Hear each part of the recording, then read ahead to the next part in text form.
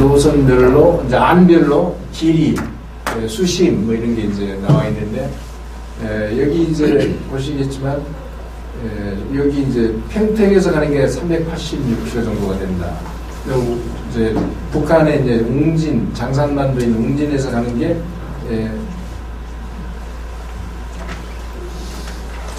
제일 가깝습니다. 그러나 지금 남북한 관계가 이렇게 악화되어 있고, 뭐, 웅진에서, 그죠. 히스턴을 건설할 수는 없죠. 인천에서 가는 것도 이제 생각할 수 있는 한. 그래서, 이제, 요 정도의 이제 노선별로 거리하고 수심이 지금 나와 있는데, 그 373km를 이제 1시간 한 40분이면 이제 출발하는데, 그러니까 고속철도가 해양 해저터널로 깔린다는 얘기입니다. 근데 그럼 기술적으로 그러면 가능하겠는가? 황해가 다행히도 수심이 굉장히 낮습니다.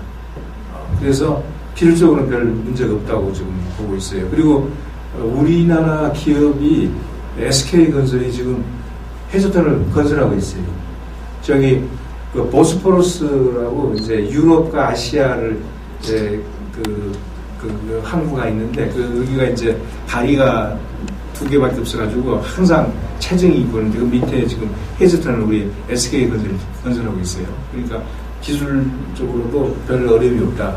일본하고는 조금 깊은 수심도 있고 해서 일본하고는 좀 더 어렵다고 보는 거예요. 근데 중국하고는 그렇게 수심이 깊잖아요. 우리 쪽은 특히 낮고 이제 중국으로 하면 조금 깊습니다. 근데 별로 이렇게 어려움이 없다, 이렇게 이제 기술적인 얘기를 하더라고요. 근데 이제 문제는 이제 경제성이죠. 이거를 이제 그 비용이 보통 경기도에서 화성에서 갈 때 한 120조 원 정도가 들 것이다, 이렇게 보고 있어요. 120조 원이면은 이제 그거를 이제 한국과 중국이 예를 들면 50% 분담하면 60조 원이죠. 그러니까 우리한테는 큰 비용이죠. 근데 중국은 워낙 이런 인프라에 투자를 많이 하기 때문에 중국은 별 부담이 안 됩니다. 지금 이 시간에 중국은 해저터널을 짓고 있어요. 대련하고 연태. 대련은 연흥성에 대련 항구가 있잖아요. 대련. 그다음에 산동성의 연태하고 대련 간에 123km 해저터널을 좀 뚫고 있습니다. 그러면은 중국이 그동안은 달에만을 돌아서 뭐 1980km를 가는데요. 연태에서 대련까지 가려면, 그리고 이제 대련하고 연태 사이에는 열차 페리도 운행을 하고 있어요. 근데 그것도 뭐 시간이 6-7시간이 걸리더라고요. 근데 이제 123km를 고속철도를 이제 고속철도가 깔리면 뭐 몇십 분은 가는 거죠. 300km를 달리는 거니까. 그래서 고속철도가. 아무튼 중국이 또 대만하고 해저터널을 건설하겠다고 이제 제안을 했어요. 근데 대만은 안 하겠다고 그러는 거예요. 이따가 이제 왜 그런가 이제 조금 설명을 드릴 텐데, 그 해저터널이 단순하게 이렇게 물류 비용을 줄이고 또 이동 시간을 줄이고 이런 측면도 중요하지만 굉장히 정치적인 함의가 있는 거예요.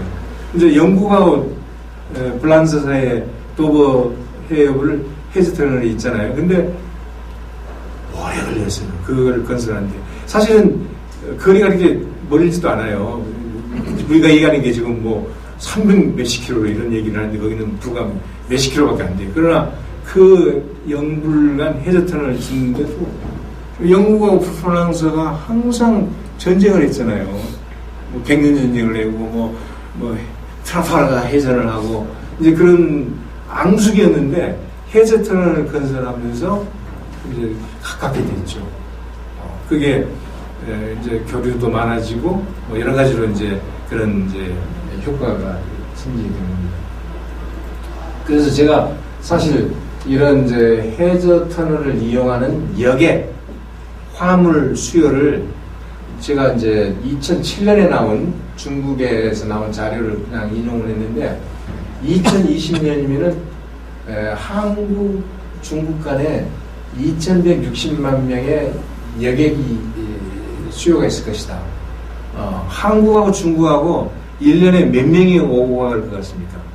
2014년에 1,000만 명을 돌파했어요. 2014년에. 2015년에는 메르스 때문에 약간 줄었어요. 그러나 계속 늘고 있습니다. 그리고 아까도 얘기했지만 2억 명의 중국 사람이 해외에 가는 날이 2020년 간다는 거죠. 그러니까 한국에는 많은 중국 사람이 올 수 있는 여건이 되어 있습니다. 근데 이제 최근에 일본은 이제 중국하고 정치적인 관계가 불편함에도 불구하고 동경올림픽을 이제 2020년에 하잖아요. 아베 정부가 2천만 명의 중국 관광객을 유치하겠다고 발표를 했어요. 2천만 명. 근데 그게 10%거든요.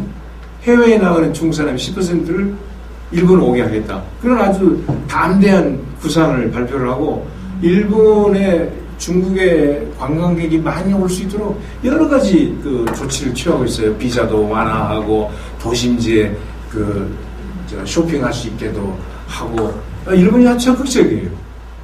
근데 이제 우리나라는 저 중국에서 많이 들어오죠. 이번 이제 국경절 중국은 이제 10월 1일 국경절이라고 한 일주일 정도 연휴 기간인데 이번에도 한 25만 명이 와서 돈을 쓴 게 한 6,500원을 썼다고 추산을 하더라고요.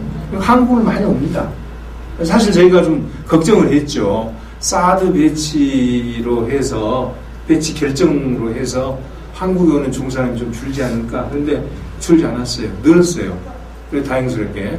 그래서 우리 이제 지자체나 서울시 이런 데서도 이제 중국 관광객들을 위해서 여러 가지 또 서비스를 하고 아주 좋은 이제 서비스를 하고 했는데 재미있는 거는 우리 한류가 굉장히 중국에 굉장히 이게 중국 사람들이 한국에 오게 하는데 그게 좋은 영향을 미치고 있어요. 그래서 그 한류 드라마에 나온 뭐 촬영지 같은 데 가서 사진을 찍고 가족들하고 와서 그런 걸 이제 많이 우리가 접하게 됩니다. 그래서 우리가 어떤 면에서 일본하고 중국 관광객을 놓고 경쟁하는 이제 사회라고 할 수가 있는데 중국은 중국하고 일본 관계는 사실 언제 무슨 일이 생길지 몰라요.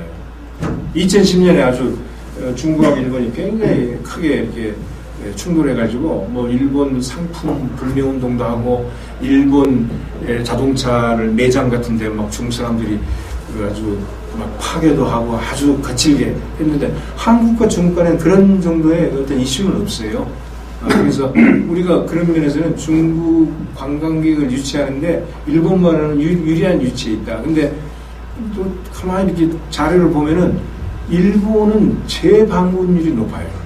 일본에 가까운 중국 사람들이 다시 가는 비율이 한국에 오는 것보다 그러니까 일본 사람들이 아주 세밀하게 섬세하게 그런 걸 서비스를 잘하는 걸로 우리가 볼 수가 있어요. 그러나 어찌됐든 간에 한국은 중국에서 가까운 나라고 우리가 중국 관광객을 오게 하는 많은 유리한 조건들이 있어요. 그래서 우리가 이제 그런 거를 염두에 두고 한중 해저터널을 건설한다는 겁니다.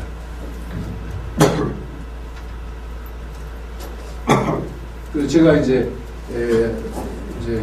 정치 외교적 함의라고 그냥 말로서 이제 설명을 드리려고 그러는데 그러면 대만이 왜 중국이 해저터널을 건설하지 않는데 손사래를 쳤을까? 중국이 계속 끝나는 거죠. 그리고 우리나라가 이제 중국하고 해저터널을 건설하는 날이면은 중국 사람들이 훨씬 이제 많이 오게 되죠. 당연히. 그건 뭐 불문가지죠. 그리고 중국이 워낙 고속철도를 아주 촘촘히 깔고 있기 때문에 그 고속철도가 중국을 지금 바꾸고 있는 거예요. 이제 상해 근처에 예를 들면 항주라는 도시가 있습니다. 이번에 이제 9월 달에 G20 정상회담도 하고 박근혜 대통령